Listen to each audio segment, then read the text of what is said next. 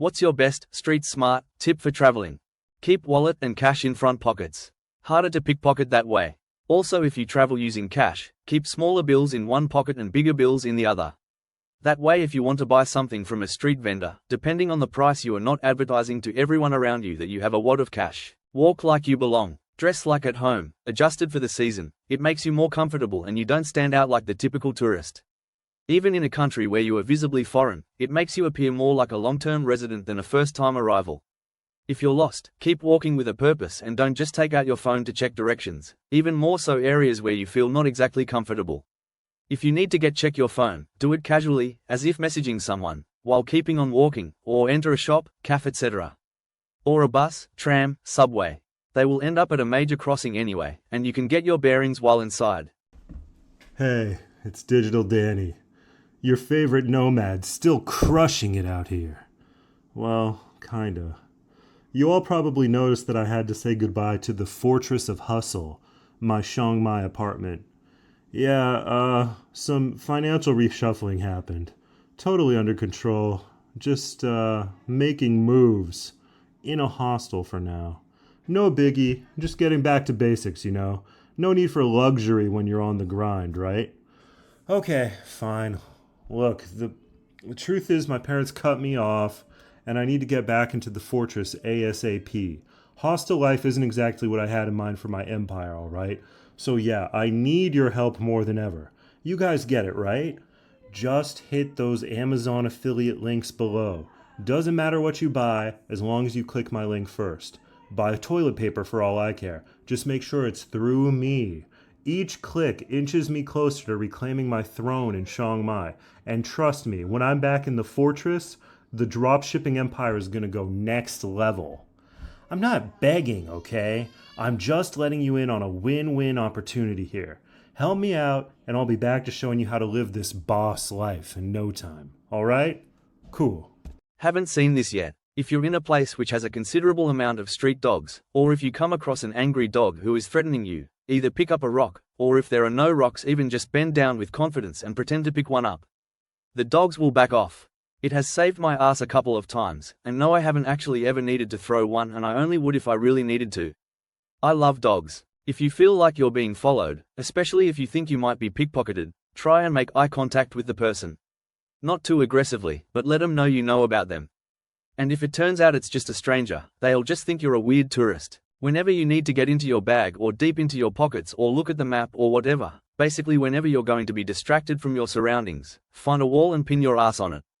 I picked this up before smartphones were a thing, but it goes for Google Maps too. It's a subset of don't look like a lost tourist, but a big one.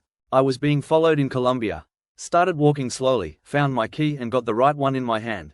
Got closer to my building and speeded up walking a little, then without him expecting I just ran as fast as possible. Got to the steel gate, opened it and closed it. Guy 1 second later arrives and starts kicking and pulling the door, shouting for me to give him money. The correct thing to do would be to go to bed, but feeling victorious, and protected by a steel door ID just double locked, I started to show him the money in the wallet. He told me to go fuck myself and left. Make a copy of your passport, some emergency numbers. When traveling, always pay attention to your surroundings. Try and remember landmarks or have pictures at least.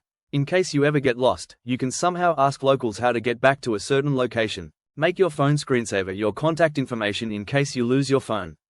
Keep a copy of your passport on you, and keep one as an image on your phone. With language barriers, utilize Google Translate, especially the camera function. Maps.me is a lifesaver. GT, dress like at home, adjusted for the season. It makes you more comfortable and you don't stand out like the typical tourist. I know you mean generally, don't look like a tourist, but the real advice is to dress like a local, or at least like an expat living in the country you're visiting. Normal dress custom back home may stand out very much in other countries, not to mention it's just polite and good travel sense. You don't have to walk around in tribal garb, but I think following local dress custom is part of being a respectful traveler. For example, there's a lot of countries where shorts really aren't a thing, even in really hot countries, and local attitudes toward them are generally that they're sloppy and for children and sports only. In some communities, even offensive or risk. I know this to be true for some parts of SE Asia and a lot of Africa. It's basically the tourist uniform in a lot of countries, and I really do think it affects how tourists are treated or seen in these places. If locals aren't wearing shorts, I tend not to either.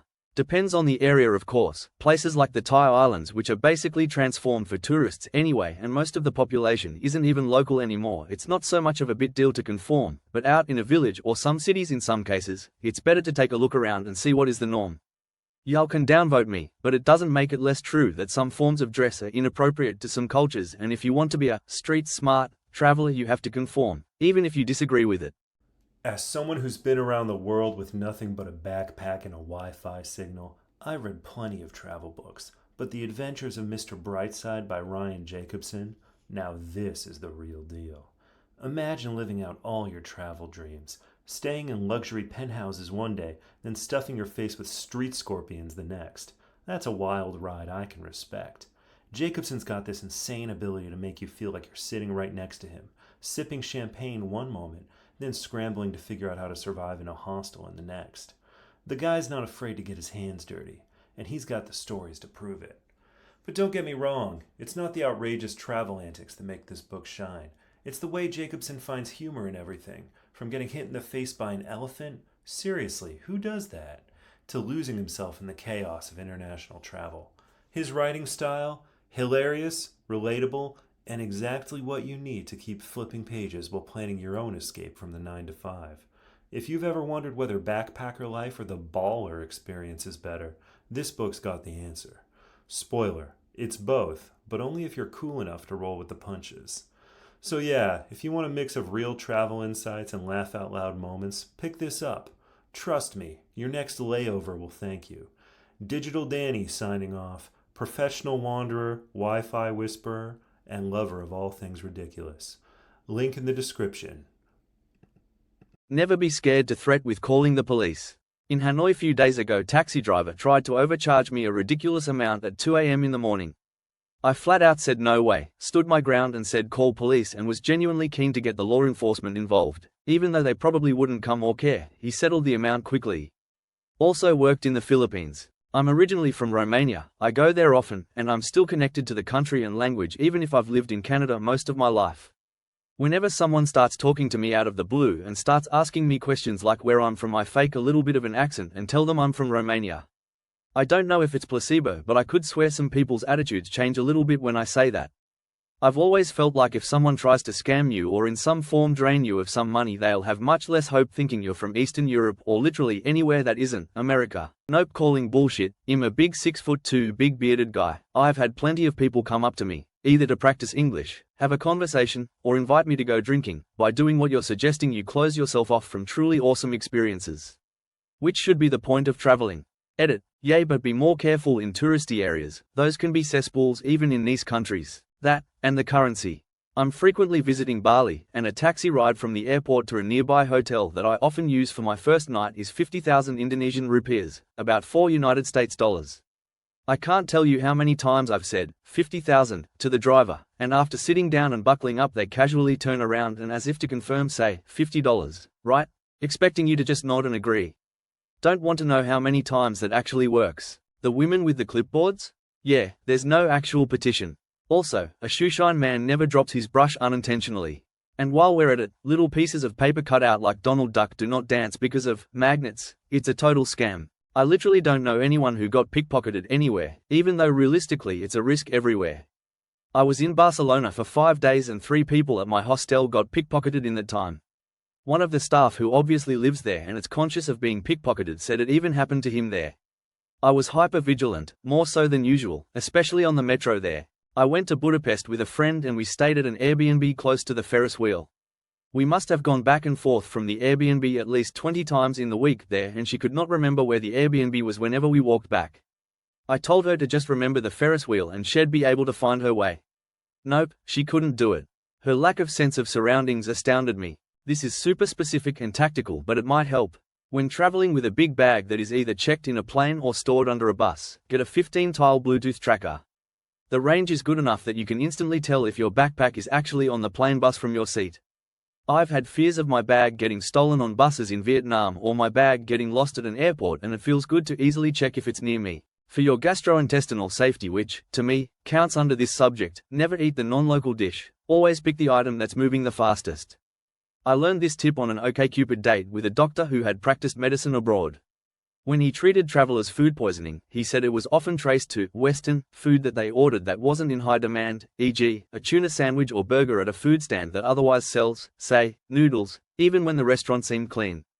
This is because the ingredients most likely sat there collecting bacteria for far longer than the food that had high turnover. Also, the locals wouldn't frequent the place that poisoned them.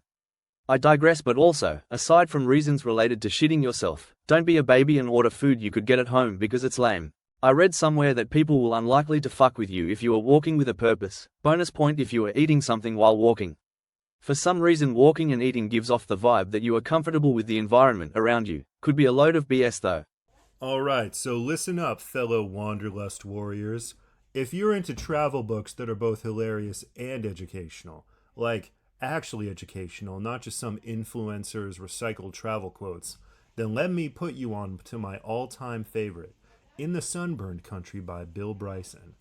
Now, Bryson may be an old fogey. Let's be clear, the guy probably travels with a fanny pack full of Rolaids, but the man does some of the funniest research about local history you'll ever read. It's like he'll tell you about a spider in Australia that can kill a horse, and then pivot to the fact that a human being still willingly lives here, sipping a flat white in some beachside cafe. It's absurd. It's hysterical. And it makes you wonder why anyone would leave the comfort of their Wi-Fi and unlimited data plan to come face to face with things that want to eat you. But what really makes Bryson stand out is how he weaves his trip through Australia with its wild history. Like, did you know that the place was basically settled as a giant prison colony? Mad respect to those OG convicts. The whole thing will make you appreciate how epic and insane this sunburned island really is. He'll have you laughing 1 second and genuinely grateful for your chance to experience a country that's simultaneously laid back and trying to kill you in 100 different ways. Anyway, once you've had your mind blown by Bill's comedic genius, pack your bags. Don't forget the SPF 50, and maybe I'll catch you on the beach at Surfer's Paradise, living my best digital nomad life. Working remotely and laughing at how you still think you need to take time off for vacations. Until that day, though, why not click that affiliate link in my description? Not saying I'm trying to buy my next flat white off your commission or anything, but you know, I'll toast to you while I'm basking in the endless summer. Cheers to adventure, questionable decision-making, and chasing Wi-Fi in paradise. Affiliate link. Remember to like and subscribe. When I was in Bolivia, TP was not an option. None of the hotels we stayed in had some, nor did the museums or the restaurants. Some highly touristic places would sell a couple of squares for 1 BS, but generally speaking you had to have your own. Learned it the hard way, haha. When I was in India, we eventually just started ignoring every single person who approached us, no matter how good their intentions seemed. We quickly learned that even those that seem nice and are just trying to help will eventually try to separate you from your money. Maps.me is an excellent resource because it includes tiny roads and even hiking trails that are not on Google Maps. Just be sure to download the region for offline use before you go. Saved me from hiking the wrong trail on Mount Kronberg when I missed the Wanderweg sign. Not so sure. Over in RBAL we used to have some people complaining that taxis are awfully expensive. Turns out they were charged 50 to 100 for a trip of 25 kilometers or less. Not sure how the whole negotiation went though, or if they simply agreed on the first number thrown at them. A lot of expats are scaredy cats who depend on a rumor mill for their information, and or like to talk themselves up by pretending things are more dangerous than they really are. Size them up and take what they say with a grain of salt. Same for the fancy out-of-touch English-speaking locals who may be your first social encounters in some places. Hotel and hostel staff always know what's up, though. Hey guys, it's Digital Danny here. If you're dreaming about breaking free from the 9-to-5 grind and exploring the world while working from your laptop, then you have to check out this amazing book, Digital Nomad, The Complete Guide to Becoming a Digital Nomad in the 21st Century by Harry Holland. This book has everything you need to kickstart your digital nomad journey, from tips on finding remote work to budgeting and living cost effectively in the coolest place like Barbados, Rome, and Phuket. It's not just a guide. It's a blueprint to freedom. And guess what? You can grab this book and millions of others for free with Kindle Unlimited. That's right, with Kindle Unlimited, you can get access to this guide and so many other life-changing reads without spending a dime. So if you're ready to design your own adventure and live life on your own terms, click the link below and get started with Kindle Unlimited today. This is your sign to start making the digital nomad lifestyle your reality. Don't wait. Start your journey now. Click the affiliate link in my description of this video.